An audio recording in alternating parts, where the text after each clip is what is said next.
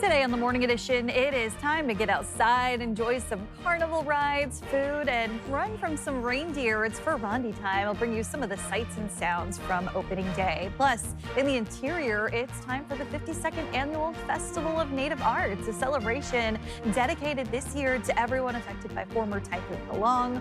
We'll show you what you can enjoy there. And later to the south, it's time for the Strawberry Festival, and it's just carnival and festival season from here in Alaska all the way down to Florida. We'll show you how they're enjoying their festival as the Morning Edition starts now. Good morning, everyone. We finally made it to Friday, and yeah, it's carnival season. In Florida, though, it's basically summer already. We've still got, some winter to deal with, and it's going to be really pretty cold still for Fur Rondy, right? Yeah, and I have questions. How do you get on those rides in this weather? Oh, yeah, right, because it's already cold without being flung around. And add the wind and the... A lot more people braver than me. I think people are eager to just have some fun at this time of year. Yeah, and there's some sunshine, so that's the silver lining if you're heading out for any Fur Rondy events. Of course, bitter cold weather still with us across the state. You can see into the interior, 44 below in Fairbanks. We are seeing some areas of the interior approaching 50 below this morning. Anchorage, 6 below. Juneau, 13 degrees. And then as you head into the valley, we are seeing temperatures anywhere from 10 below in Palmer out towards Willow. Those temperatures are sitting right around 30 below. So very cold conditions are in place across the state. You can see some localized areas of some ice fog as you head through parts of the interior. Now, across the Anchorage Bowl, we've got 14 below in Arctic as you head to J-Bear out towards East Anchorage, as well as southeastern parts of Anchorage. You've got those temperatures sitting anywhere from about 10 to 15 below to start off the morning. But colder weather as you head into parts of the valley this morning. 26 below in Willow. We've got 25 below in Soldotna, as well as into the Copper River Basin, where we're seeing those temperatures sitting well below zero this morning. And, of course, some of the coldest conditions continue to remain well off to the north. Notice those absence of some colors there. That's what we're seeing temperatures bottoming out colder than about 45 to 46 below. So be prepared as you step outside this morning. You are going to encounter that frigid cold, and we're going to continue to see the coldest stretch of weather staying with us through Sunday morning, and then a slow but gradual warming trend will build into next week. Even with that slow and gradual warming trend, we're still going to see some cold conditions. We're just going to be trading here in South Central, those highs from single digits back into the teens through the interior. We'll see those temperatures warming from about 20 below back into the teens below zero. So that's what we'll be talking about coming up in the full forecast. We've also got more snow returning to southeast this weekend, and with the possibility some rain could be mixing in with that. I'll have more on that in a 7-day forecast coming up. A search in the Aleutians that lasted nearly a week for a missing 15-year-old teen has ended in tragedy. Authorities found 15-year-old Kaipo Kamanaga's body Thursday. That's according to an individual who is close to the search effort. The teen was canoeing with friends Monday when the boat capsized. A heroic fourth boy who was a witness dove in and saved 2 of his friends, but could not reach Kaipo in time. The Alaska Dive Search, Rescue, and Recovery team from Anchorage conducted the recovery operation in frigid, harsh conditions. Now, Sandpoint is a community of 500 on the Aleutian chain. The entire town rallied around the teen's family throughout the ordeal. Meantime, the Alaska Dive Search, Rescue, and Recovery team posted on their Facebook that their thoughts and prayers are with his family, friends, and community. You can find more information on ways to help the family on our website. Dozens of families have been stranded in the Denali Borough for over a week after heavy snowfall. Jace Bertrand spoke with people in the area to learn the risks and dangers they're facing as they wait for the roads to be cleared. Alaskans are no strangers to snow, but almost 10 feet of it? We had a massive snowstorm within the entire week where it snowed about 2 feet for 2 days. Within a week's time, we had 6 to 8 feet of snow with 40-mile-an-hour winds with drifting. Heather McGorty says many families live several miles from the nearest main road, making it almost impossible to get supplies. I had just gotten my truck stuck, which normally that thing really can move a lot of snow, and it's just been getting progressively colder. Now it's at the point where equipment really doesn't operate well when it gets past minus 20. After 9 days of being snowed in, families are at risk of running out of fuel and firewood. Fuel-wise, for running generators or any of that, I have about a week's worth, and that's pushing it. That same generator runs our well, so it can get very discouraging. There's about 4 gallons left there.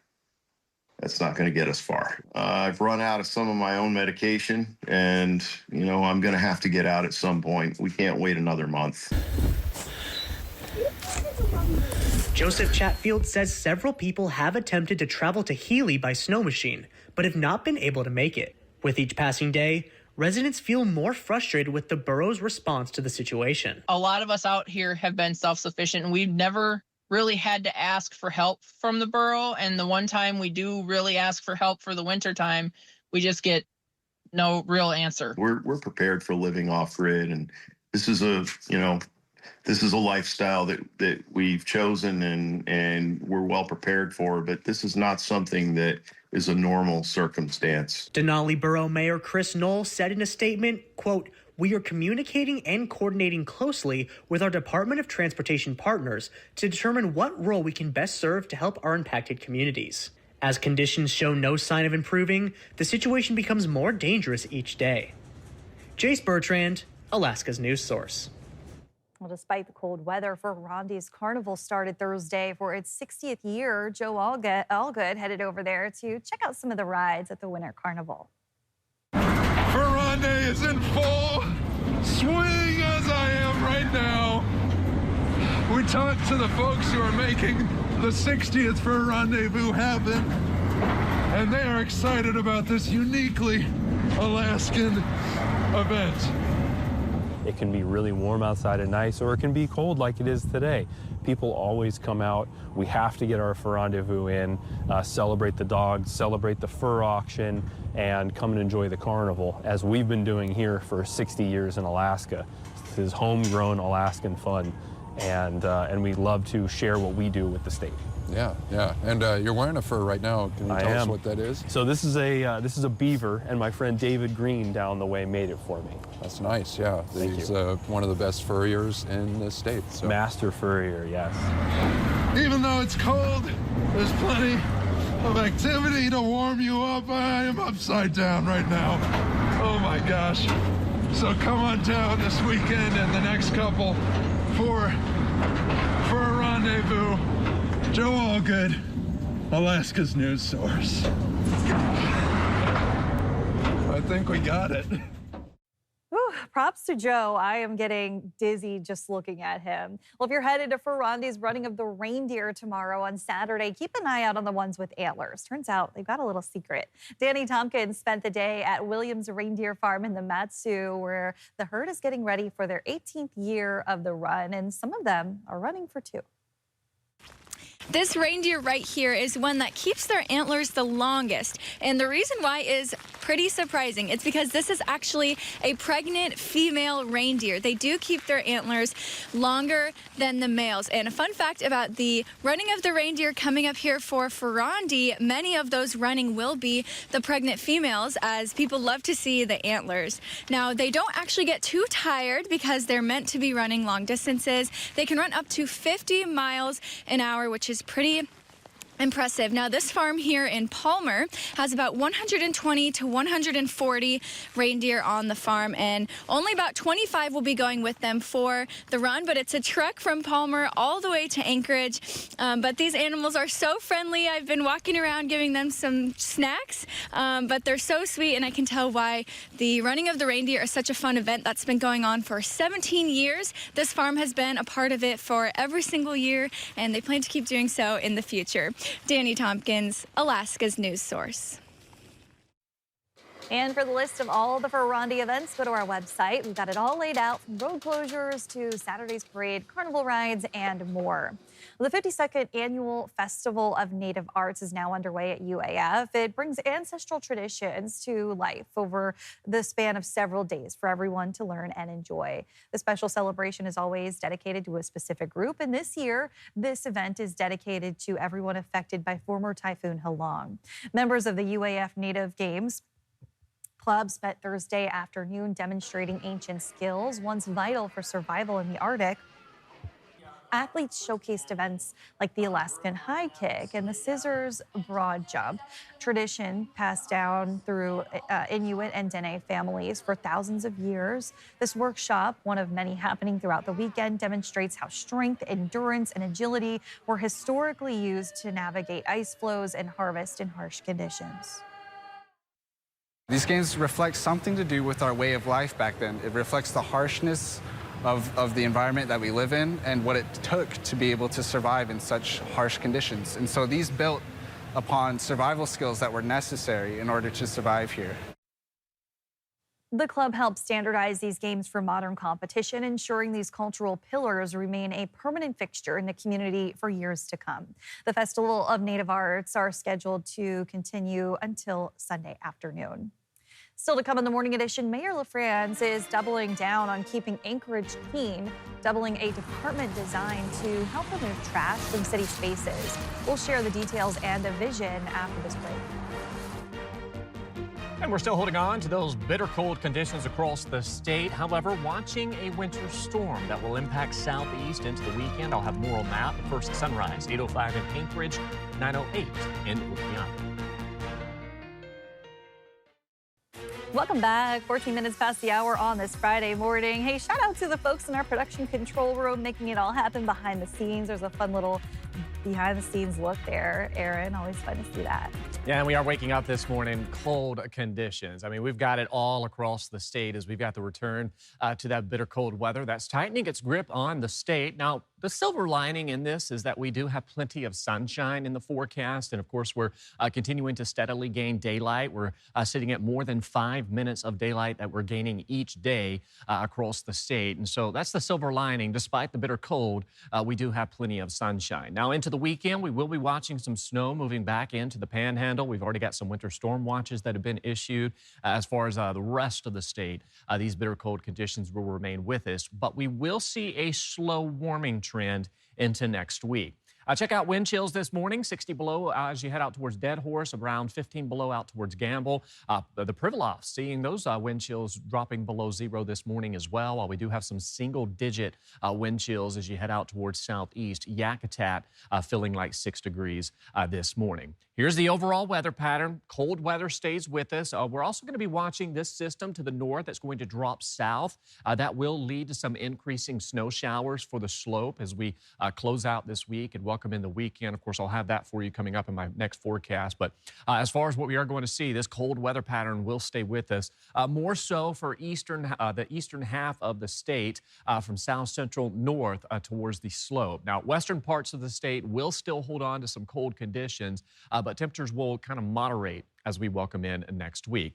This is the overall weather pattern. We've got that system that was out towards the northern parts of the Pacific Ocean that advanced a little quicker than I wanted it to. So let's pull this back to show you where this system currently is at. It's still south of the Aleutians, and it's going to steadily build to the east as we welcome in the close of this week and on into the weekend. So that system will, as it builds to the east, will try to clip Kodiak into the weekend. So we may see some light snow showers for Kodiak, but the bigger impacts will be into the Panhandle, where we do have those winter storm watches that remain in effect as we welcome in your Saturday. So this is around Saturday at 10 a.m. in the morning. You can see that widespread snow spreading back across southeast. We're also going to be watching areas to the south where temperatures will climb back above freezing. This is where we could see some rain moving in that's going to be embedded within that snowfall. But when it comes to those winter storm watches, Juneau, 6 to 12 inches of snowfall to be expected as we welcome in the weekend. Petersburg, up to 16 inches will be likely.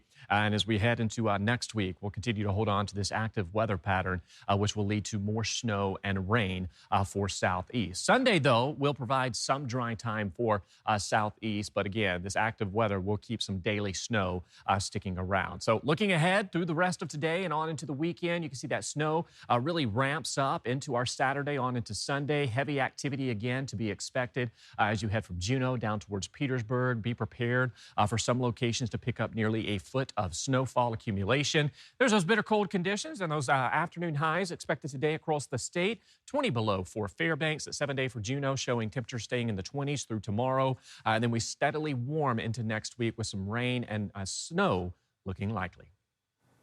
All right, thanks, Aaron. 30 humpback whales worth of trash, think about that, was hauled off of Anchorage's public lands last year. Now the city is doubling the team responsible for it all. Georgina Fernandez shows details on that plan. It's a sight that's familiar for many of us.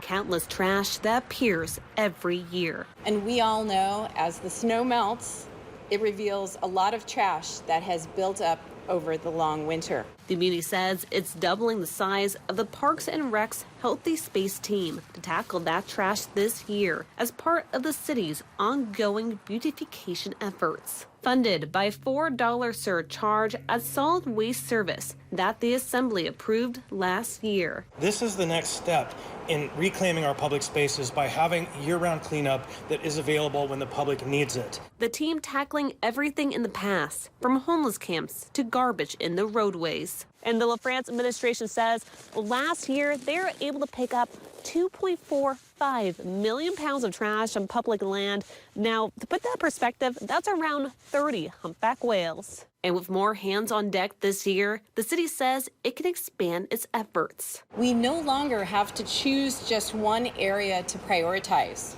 We can focus on many areas of the municipality simultaneously. LaFrance also adding it hasn't done any camp abatement yet, as she expects this year to look different for camps due to code enforcement and ongoing outreach efforts. We are expecting to see fewer people sleeping outside and cleaner spaces this year. Right now, the media says there's not a specific area it's focusing on as it now turns to the public for feedback. I think, again, as the snow melts, it's all going to present itself. As they work on crafting a cleaner Anchorage. Georgina Fernandez, Alaska's news source. Thanks for listening to our podcast. Click subscribe so you can get the latest podcasts from Alaska's news source automatically. And stay up to date with breaking news and in-depth reporting. Available for free 24/7 with the Alaska's news source app.